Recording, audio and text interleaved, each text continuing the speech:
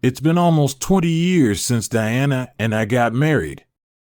I was 25, she was 23, and we were full of the kind of naive optimism that comes from not knowing what real hardship feels like. We had Jake a couple of years into our marriage. Diana and I got married young. I was 25, she was 23. We had Jake a couple of years into our marriage. I thought he was my son in every way that mattered. I poured my life into that kid. Diana was my first love, my best friend. We built a life together through tough times and happy ones. There were nights where we talked until dawn and laughed until our stomachs hurt. I trusted her with everything. I had shared everything with her, so when I came across that old shoebox in the back of the closet, I wasn't expecting anything more than a trip down memory lane. I was cleaning up the house as I usually did on Saturdays. Diana had gone out shopping, and Jake, who is now a teenager, was at a friend's house. It was one of those quiet afternoons. I decided to tackle the closet in our bedroom, which hadn't been properly organized in years. That's when I found an old, dusty shoebox shoved into the far corner behind some of Diana's winter coats.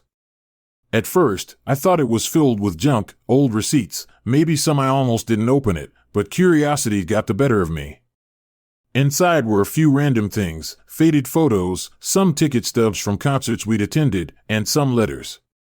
One letter in particular caught my eye. It was crumpled as though it had been read and stuffed away quickly. The handwriting on the envelope was Diana's, but the recipient's name stopped me in my tracks. Michael, it said. Michael, my best friend since college. We'd been through everything together. He was even the best man at my wedding. My hand started shaking as I opened the letter with each line I read. My heart pounded harder in my chest. Diana. It wasn't just a friendly note. It was a love letter, and not just any love letter. Diana told Michael she loved him and that their affair had been a moment of weakness. She said she could never let me find out. She also wrote that Jake was Michael's son, not mine. I must have read that letter. It finally sank in that I'd been lied to for 16 years. My world, my family, everything was a lie. I couldn't believe it. I remember sitting down on the floor, feeling sick. My hands were sweaty, and I could hear my heart beating loudly in my ears. Jake wasn't mine. The words burned. It was like acid in my mind. Diana and Michael, the two people I trusted most in the world, had betrayed me in the worst possible way. For all these years, I had been raising another man's son without even knowing it. Just then, I heard the front door open. Diana was home from shopping, oblivious to the sound of the front door slamming snapped me back to reality. My entire world had just imploded. There was no time to process or gather myself. Diana was home, and I had this crumpled letter in my hand. It was like it was about to burst into flames. I stood up, shaky as hell, trying to get a grip. What do you do when you just find out your whole life's been a lie? I didn't have a plan for that. Diana walked into the living room with bags full of groceries, looking as carefree as ever. She smiled at me, her lips curling up in that casual hey, hon smile that I'd seen on her lips many times before. That used to warm me, but now it felt like a knife twisting in my gut. Brian, you all right? You look like you've seen a ghost, she said, her brow furrowing. I opened my mouth, but the words didn't come right away. It's funny. I'd faced down tough clients at work. I've been through some rough situations in my time, but nothing. I wasn't ready for this. I held up the letter, letting it dangle between us like a live wire. What's this? I asked, my voice cracking in a way I hoped she wouldn't notice, but she did. Of course she did. Her eyes darted to the letter, and I watched her face change from confusion to panic in about 3 seconds flat. The color, Brian, I can explain. She started, her voice shaky. Isn't that what they all say? The classic line. I can explain. Explain that you've been cheating on me with Michael. Explain that Jake isn't my son. What the hell is Diana? I didn't mean to yell. I've never been the yelling type, but this was different. This was 16 years of my life crashing down around me. This was betrayal, and not just a one-night thing. This was my best friend, my kid, my whole family wrapped up in one big lie. Diana took a step toward me, and Brian, please, I didn't mean to, it was a mistake. It was just one night. But here's a letter, and guess what? Diana, Jake's not mine. Was that a one-night thing too? That's a hell of a mistake. I could see her trying to hold it together, but the tears started anyway. She always cried when she knew she was cornered. I used to fall for it, but not today. I love you, Brian. She said, her voice trembling. I've always loved you, Michael. He was just there. I actually laughed, not because it was funny, but because what else could I do? I was lonely, and Michael was there. It just so happened that he was right there, ready to fill the gap. I guess he wasn't too lonely himself, was he? Diana started crying harder, pleading with me, Brian, please, we can work this out. I never wanted to hurt you. I never wanted it to go this far, too late. It had already gone farther than I ever could have imagined. I shook my head, feeling the weight of everything settling into my bones. Diana, you lied to me for years. You let me think Jake was mine.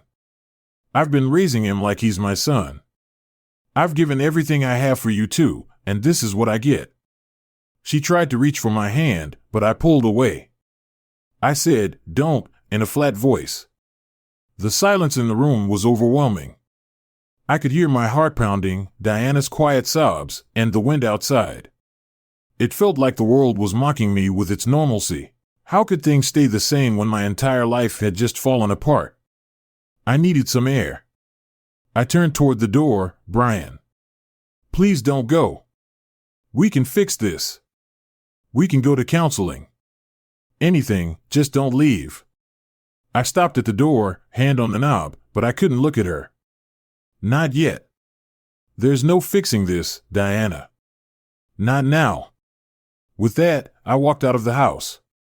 The place that used to feel like home now felt foreign, like I was a stranger in my own. I found myself driving aimlessly, trying to process what had just happened.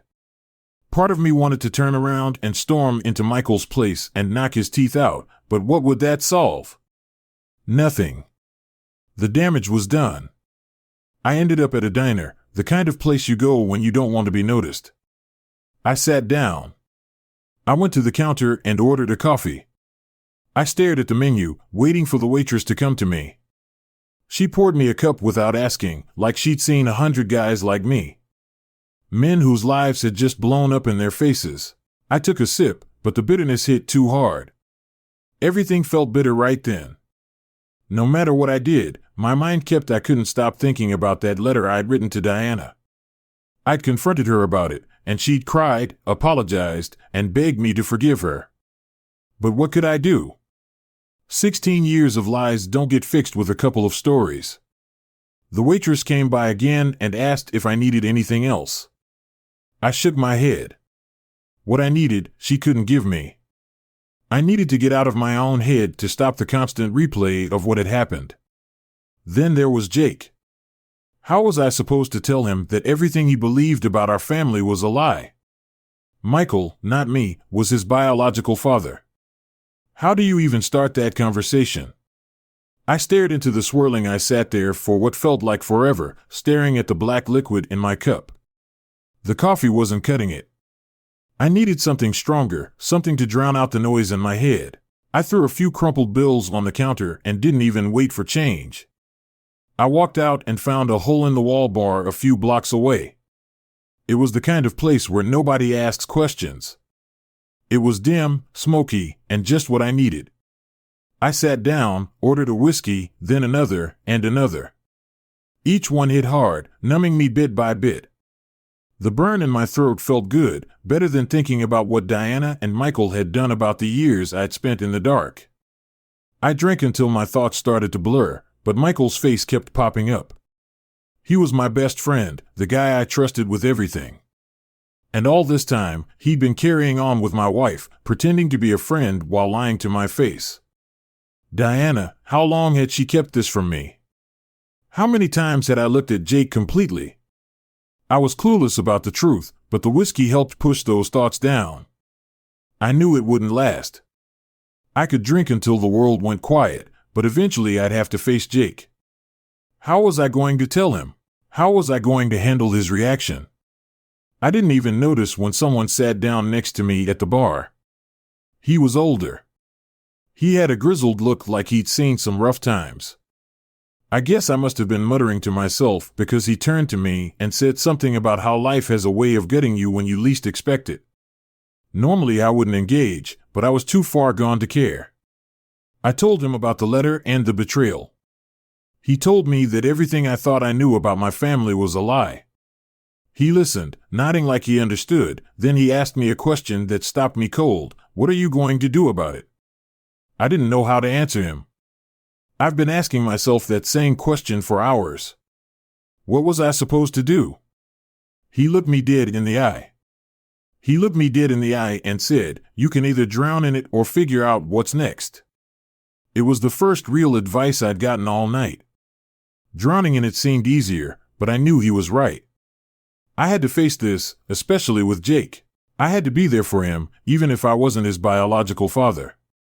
He needed me, but I wasn't sure if I had the strength to face this. By the time I stumbled out of the bar, the sky was starting to lighten. I hadn't realized how long I'd been there. My head was spinning, my clothes were wrinkled, and I smelled like I'd slept in a gutter. I somehow made it home. Looking back, it was a miracle. I didn't wrap my car around a pole. The house was dark when I walked in. Diana had gone to bed, but I wasn't ready to face her again, not after the night I'd had. I collapsed onto the couch, still reeking of whiskey. My mind was too exhausted to keep going.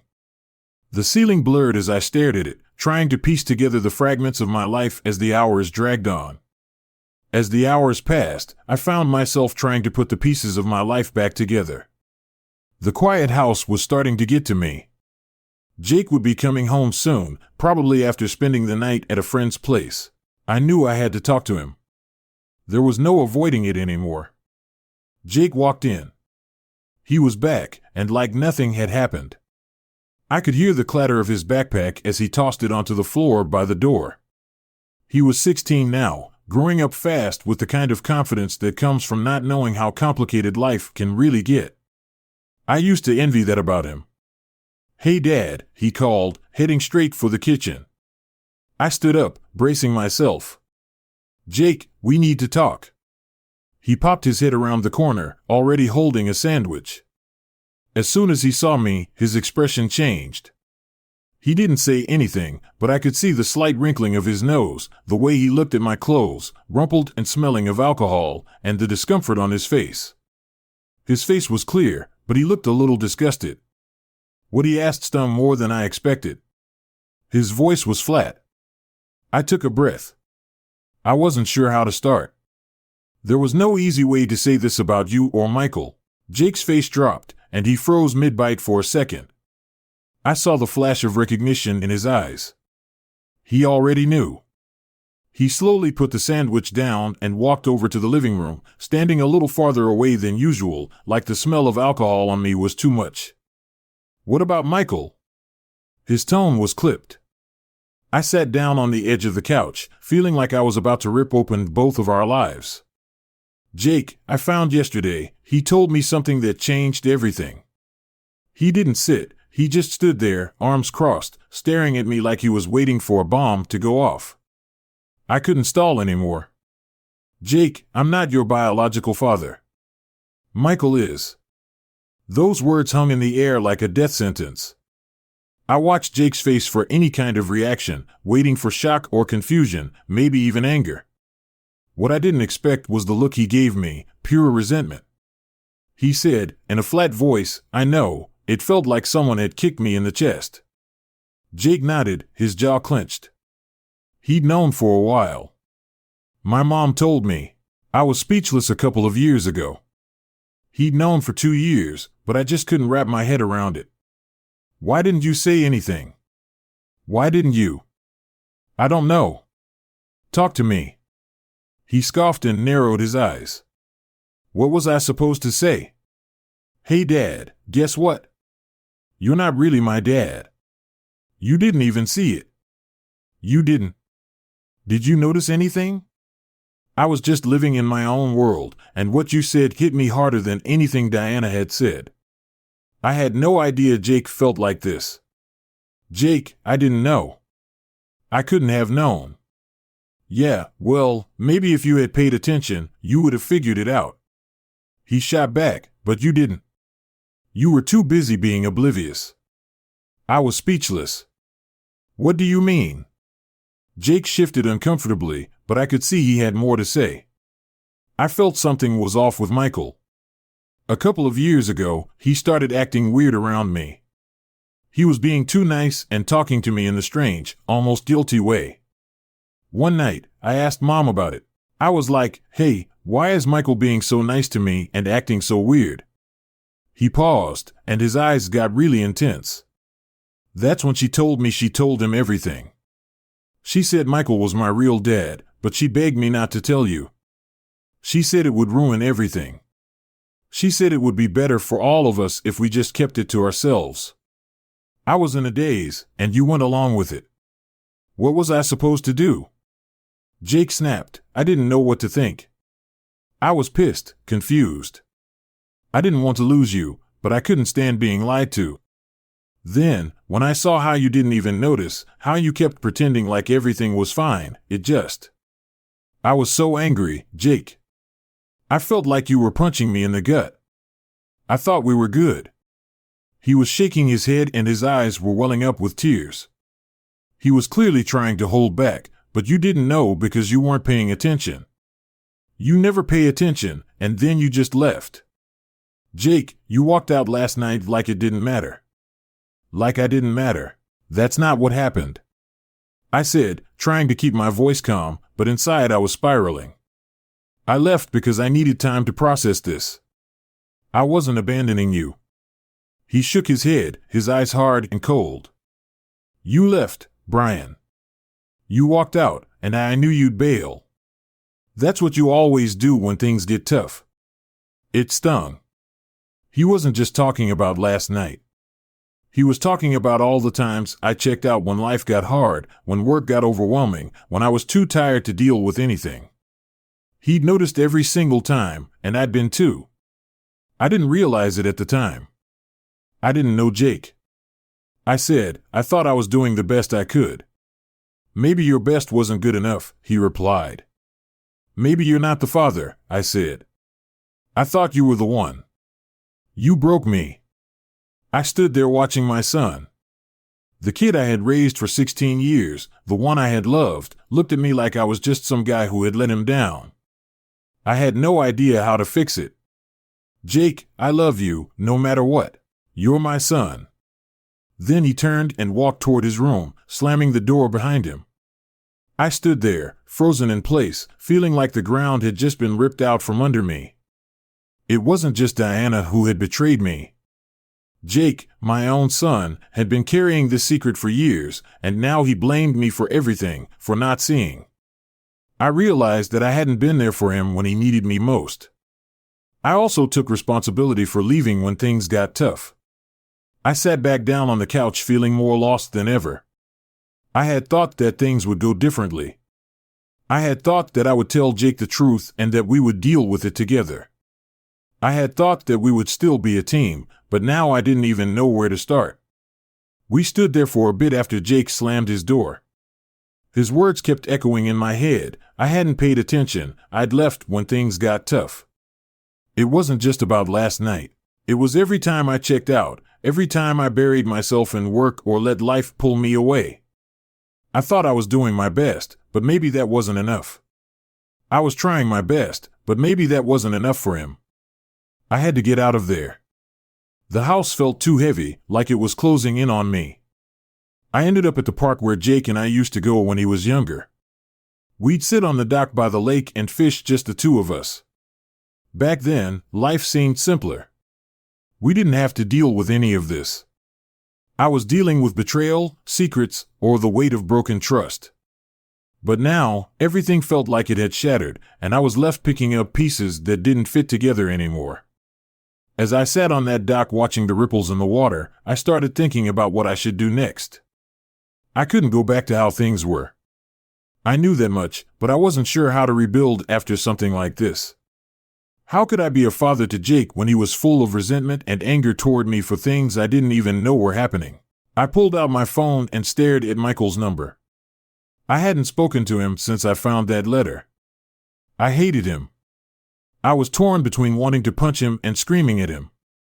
But deep down, I knew that wouldn't fix what had been broken. I still had to confront him. I couldn't keep avoiding this. When he picked up, I got straight to the point. I told him I knew about Jake. Then he was his son. There was a pause on the other end. On the other end, I could hear regret in Michael's voice as he apologized. He admitted they should have told me years ago, but they were both afraid of the consequences. He said fear kept them from telling me the truth. Hearing it out loud didn't make it any easier. It made me feel sick. Michael tried to explain that Jake was confused. He said he didn't hate me, but I had a hard time believing it after everything Michael said. I needed to be there for Jake, no matter what. I was still his dad, and I wanted to believe that. But how could I? How could I be a father to someone who looked at me with such resentment? Michael insisted that Jake needed me now. He said the only way to fix this was to keep showing up and proving that I wasn't going anywhere. I hung up feeling the weight of it all again. What was I supposed to do? Part of me wanted to leave and walk away from it all, but Jake was my son. I've changed. I couldn't abandon him even if he thought I already had. I haven't talked to Diana. She called me and tried to speak with me at home, but I just ignored her and told her that I needed to figure things out with Jake first. She just agreed to wait until I got back. The house was dark except for I could see a faint light coming from under Jake's door. I stood outside his room for a while, unsure if I should knock. I knew that avoiding this wasn't going to help anyone. I needed to be the father he thought I wasn't.